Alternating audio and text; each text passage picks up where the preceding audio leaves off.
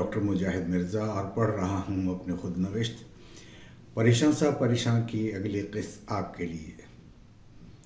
अल्लाह अल्लाह करके गढ़ी हबीबुल्ला जाने वाली सड़क पर पहुँचे थे और फिर वहाँ से गढ़ी हबीबुल्ला और फिर इस्लामाबाद, जहाँ एक बार फिर हमने यूथ हॉस्टल का रुख किया था। वहाँ एक ऊल जलूल जर्मन बुढ़िया ने रो रो कर अपनी बब्ता सुनाते हुए हमारा दिमाग पे लिया था। चौकीदार बेचारा अपनी जगह कह रहा था, साहब जी, एक तो इस बीवी को कोई बात मुझे समझ नहीं आती, दूसरी हॉस्टल किरायादा नहीं करती और तीसरी हॉस्टल के असूलों के बरखिलाफ हफ्तों से यहाँ ठहरी हुई है। इस नीम आसावानी जर्मन बुढ़िया से बमुश्किल जान छुड़ाई थी।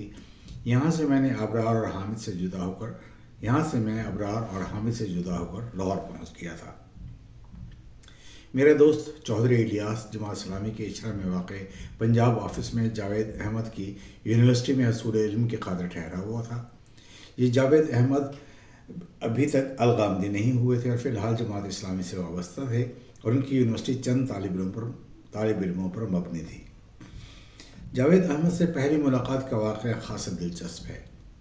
ग़ालिबन मेडिकल के दूसरे या तीसरे साल की बात है, जब इलियास अहमद बीए के लिए एफसी कॉलेज में दाखिल हो गया था और एफसी कॉलेज की इमारत में वाक़ई एक हॉस्टल में रिहाइश पसीर था।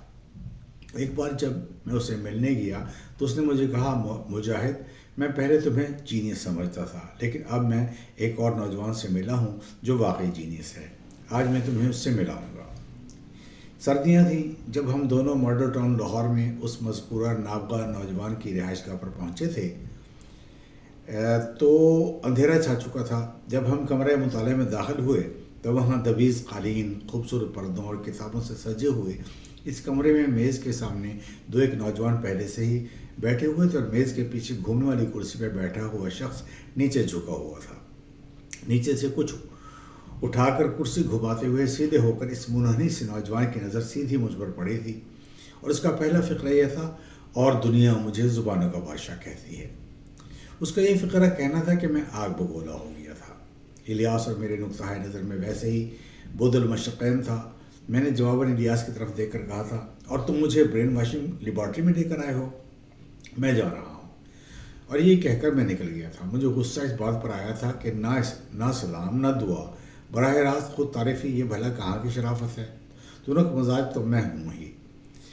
इलियास बेचारा पीछे पीछे मुझे आवाज़ें देता आ रहा था। तेज़ तेज़ चलकर मेरे नज़दीक पहुँचकर उसने पूछा था कि बिलाखिर ऐसी कौन सी बात हो गई कि तुम हवा के घोड़े पर सवार हो। मैंने इसे बकवास बंद रखने को कहा। जो ही रिक्शा सामने आया हम दोनों इसमें सवार हो गए थे। मैं गुस्से में भिनाया हुआ बस बोले चला जा रहा था और इलियास मुझे ठंडा करने की कोशिश में लगा हुआ था। एफसी कॉलेज के हॉस्टलों के सामने स्पीड ब्रेकर पर रिक्शा आहिस्ता नहीं हुआ था और उछाल के बाद मेरी नाक के बांसे का पेशानी से मुंसलिक वाला हिस्सा रिक्शे की छत पर लोहे की पट्टी से झटक रहा था। खून निकल आया था। हम रिक्शे पे ही मेन मार्केट गुलबर्ग के एक मेडिकल स्टोर पर पहुंचे थे। स्टोर के मालिक से मैंने आईना मांगा। उसने जो आईना दिया था उस जाने मैंने अपना चेहरा किया, जिसमें चेहरा बहुत बड़ा दिखाई देता है। मैंने चेहरा तो क्या देखना था, ज़ख्म पर ही निगाह पड़ी थी जो मुझे बहुत बड़ा घाव लगा था और मैंने कहा था अस्पताल चलो। एमरजेंसी में गए ड्यूटी पर मौजूद डॉक्टर ने दवाई लगा कर कहा था, इट्स जस्ट ए बटरफ्लाई। मुझे रात भर नींद नहीं आई। मैं यही सोचता रहा था कि जिस शख्स से हम मिलने गए थे वो कोई अल्लाह वाला था। मैंने उसका दिल दुखाया तो मुझे ये सज़ा मिली थी। सुबह 8 बजे ही मैं सीधा मॉडल टाउन जावेद अहमद के पास पहुंचा था। वो चादर लपेटे बाहर छोटे से लान में एक कुर्सी पर तन्हा ही बैठे थे। मैंने कल के रवैये पर माजरत की थी और उन्होंने कहा था कि वो मेरा ही इंतज़ार कर रहे थे। उन्हें लगता था कि मैं ज़रूर आऊँगा। बहुत अच्छी गुफ्तगू रही थी। वो 2-2.5 घंटे तक वजूद खुदा पर बात करते रहे थे। आखिर में मैंने कहा था, जावेद साहब, आपके सारे दलाइल दुरुस्त हैं, लेकिन जब तक मैं खुद तहकीक नहीं कर लेता मैं खुदा की मौजूदगी नहीं मान सकता। जावेद साहब इस जवाब से खुश हुए थे और उनसे अच्छा ताल्लुक़ बन गया था। फिर उनकी तब मोबाइल यूनिवर्सिटी जब इलियास के गाँव कोट नज़ीर मुंतकिल हुई थी तो मैं भी गर्मियों की छुट्टियों में चंद रोज़ के लिए अरबी ज़ुबान सीखने की खातिर उनका शागिर्द हुआ था, जिसमें से मुझे एक ही लफ्ज़ याद रह गया है, बित्तीख, जो अरबी में तरबूज को कहते हैं। आजकल उनकी यूनिवर्सिटी जमात इस्लामी के पंजाब ऑफिस में थी। लाहौर आकर अखबारात में मैंने निश्तर के तलबा के साथ रबवा के अहमदी लोगों के बर्बरियत अंगेज़ रवैये के बारे में पढ़ा था। जब मैं यूनिवर्सिटी मज़कूरा में पहुंचा तो सभी लोग जुमा की नमाज़ पढ़ने गए हुए थे। میں نے وہیں سے نشتر میڈیکل کالج کے ہاسٹل فون کیا تھا اور لوگوں کی خیریت دریافت کی تھی۔ جس نے بھی یہ فون وصول کیا تھا اس نے ساتھ ہی کھڑے ہوئے نشتر یونین کے صدر ارباب عالم کو فون پکڑا دیا تھا، اور ارباب نے کہا تھا کہ سب ٹھیک ٹھاک ہے، جو تم نے پڑھا وہ اخباری افواہیں ہیں، جبکہ حقیقت میں یہ اخباری پروپیگنڈا تھا جو جمعیت نے کیا تھا۔ جب جاوید احمد صاحب نماز پڑھا کر لوٹے تو میں نے انہیں بتایا کہ نشتر کے تمام طلباء بخیریت ہیں، لڑکیوں کی چھاتیاں کاٹ دینے اور لڑکوں کو زدوکوب کر کے شدید زخمی کر دینے کی ساری ہی اطلاعات غلط ہیں۔ وہ یہ جان کر بہت دکھی ہوئے تھے اور غصے سے کہا تھا کہ ان لوگوں نے مجھ سے ممبر نبوی پر جھوٹ بلوا دیا، میں تو جاوید ہاشمی کے خوب لطفے لوں گا۔ میں نے ان کی خفگی دور کرنے کے لیے انہیں بتایا کہ جب آپ لوگوں کی غیر موجودگی میں آپ لوگوں کا انتظار کر رہا تھا تو ایک بزرگ ملنگ نما شخص جو کرتے سے بے نیاز تھے، دھوتی پہنے ہوئے تھے، آنکھوں پر موٹی شیشوں کی اینک تھی، گلے میں رنگ برنگے منکوں کی مالائیں تھیں اور مجھ سے جنسیات کے بارے میں عجیب و غریب سوالات کر رہے تھے۔ میں خاصا چین بچے ہوا تھا اور انہیں ٹالنے کی کوشش کی تھی، مگر وہ میری شادی کرانے پر مصر تھے، اللہ جانے کون تھے۔ جاوید صاحب نے دل کھول کر قہقہ لگایا تھا اور بتایا تھا کہ وہ ان کے والد ہیں۔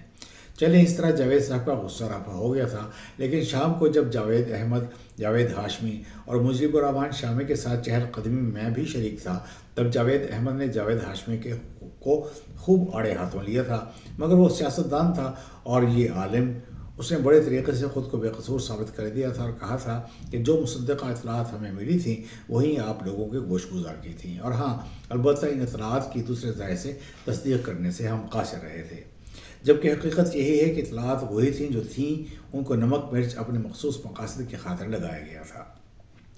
اگلے روز میں ملتان پہنچ گیا تھا، چونکہ میرے کمرے میں خالد احمد نام کا لڑکا رہتا تھا جو قادیانی تھا، اور جمعیت والوں نے تمام ہی مرزائی لڑکوں کا سامان نظر آتش کر دیا تھا۔ میں پریشان تھا کہ کہیں میرا سامان بھی تو آگ کی زد میں نہیں آ گیا، لیکن انہوں نے چن چن کر خالد احمد کا ہی سامان اکٹھا کر کے نکالا تھا، میرے سامان سے ایک سوئی تک نہیں ہلی تھی۔ مجھے اپنے احمدی دوستوں بالخصوص محمد اشرف کی بے حد فکر تھی۔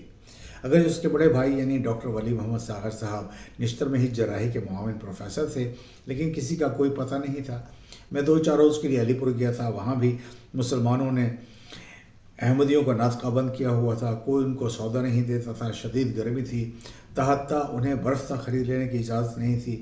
میری والدہ ثقہ بند مسلمان تھیں، لیکن انہیں احمدیوں کے بچوں کا بڑا قلق تھا، وہ بار بار مجھے کہتی تھیں جا کر انہیں کسی نہ کسی طرح کم از کم برف تو پہنچاؤ، بچے بلک رہے ہوں گے۔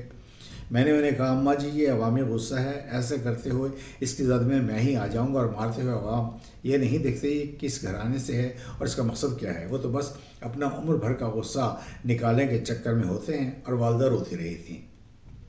میں نے ایک بار اپنے دوست خادم حسین کے والد مولوی غلام حسین صاحب سے پوچھا تھا کہ چاچا صاحب آپ کے ذکر میں وہ کیا جادو ہے کہ مجھ سا بے عقیدہ آدمی بھی رونے لگتا ہے۔